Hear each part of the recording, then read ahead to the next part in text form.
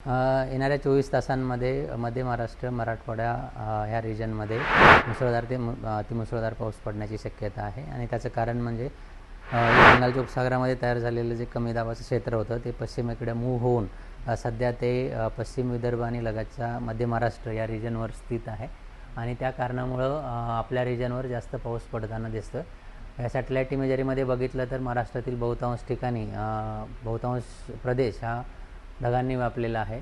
त्याचबरोबर येणाऱ्या 4 ते 5 दिवसांचा जर अंदाज बघाल तर उत्तर मध्य महाराष्ट्र, मराठवाड्यातला बराचसा भाग आणि विदर्भातील बहुतांश ठिकाणी आज पाऊस पडण्याची शक्यता आहे. रेड अलर्ट हा धुळे, जळगाव, नाशिक, पुणे आणि साताऱ्याच्या घाटमाथे यांसाठी दिला गेलेला आहे.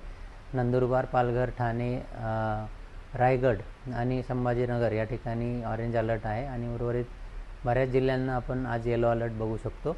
उद्या या पावसाच्या तीव्रतेमध्ये थोडीशी घट आपल्याला दिसून येईल आणि तो नाशिकचे घाटमाथे, पुणे आणि रायगड या ठिकाणी ऑरेंज अलर्ट आहे.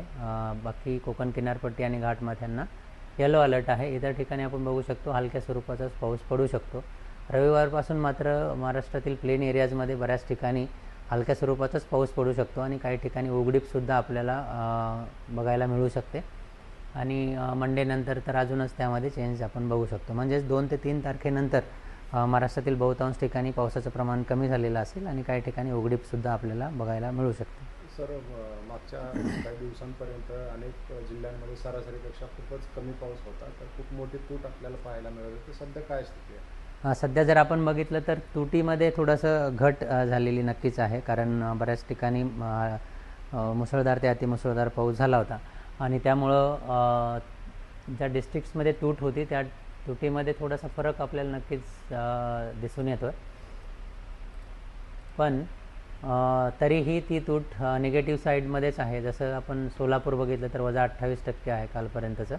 त्यानंतर धाराशिवला बघितलं तर -7% आहे. पण 2 दिवसांपूर्वी तीच तूट 30% होती, तर त्यामध्ये नक्कीच घट झालेली आपण बघू शकतो. लातूरला -12% आहे, जी 2 दिवसांपूर्वी 30-35% होती. परभणीला 10% आहे, तिकडेसुद्धा घट झालेली आपल्याला दिसून येते. बीडमध्ये -23 झालेली आहे, ती 40% तर -23% आलेली आहे. जालन्याला -17 आहे, तिकडेसुद्धा जवळजवळ 50% तूट पावसामध्ये होती, ती कमी झालेली आहे. तर नक्कीच तुटीमध्ये घट निर्माण झालेली आहे. पण आणि हा दिलासादायक आणि समाधानकारक पाऊस मागील 2 दिवसांपासून होतो आहे. पण अजूनही पाऊस एक्सपेक्टेड आहे या रिजनमध्ये. त्यानंतरच म्हणजे त्यानंतर चांगली परिस्थिती निर्माण होऊ शकते मराठवाड्यासाठी स्पेशली. आणि पुढचा अंदाज जर सांगायचा झाला तर रविवारपासून पावसाचं प्रमाण कमी असेल आणि त्यानंतरचे अपडेट भारतीय हवामान विभागाकडून वेळोवेळी दिले जातील.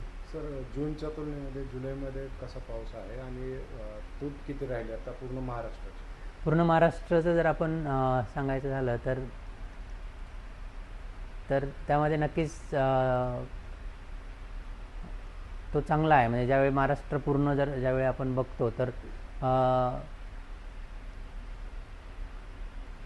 त्यामध्ये समजा जुलैचा आपण घेतलं 1 जुलै ते 31पर्यंतचा, तर 40% जास्त पाऊस झालेला आहे. परंतु हे पिक्चर ज्यावेळी आपण बघतो यामध्ये कोकण, गोवा आणि घाटमाथ्यांचं कंट्रीब्युशन जास्त आहे, त्यामुळं आपल्याला 40% दिसतं आहे. परंतु तेच जर आपण सब डिव्हिजन वाईज जर गेलो आणि जुलैचा पाऊस जर बघितला तर त्यामध्ये कोकण, गोवा, मध्य महाराष्ट्राला जास्त पाऊस झालेला आहे. 80%पेक्षा जास्त पाऊस आपण बघू शकतो. परंतु विदर्भ आणि मराठवाड्यामध्ये तो सरासरी इतकाच आहे, कारण मागच्या 24 तासांमध्ये जो पाऊस झाला आहे त्यामध्ये अजून परत आपण जर डिस्ट्रिक्ट वाईज जर गेलो आणि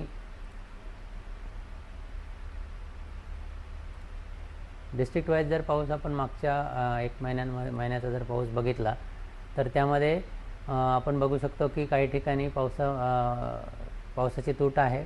तूट जी आहे ती -3%, फॉर एक्झाम्पल बीड, त्यानंतर परभणीला 60%पर्यंत गेलेला आहे. काही ठिकाणी तो वाढलेला आहे आणि ही परिस्थिती काल परवापर्यंत आपण बघितलं तर मराठवाडा आणि विदर्भामध्ये रेड कलर्स होते, म्हणजेच तुटीचं प्रमाण जास्त होतं. ते आता काहीसं कमी झालेलं आपल्याला दिसून येतं.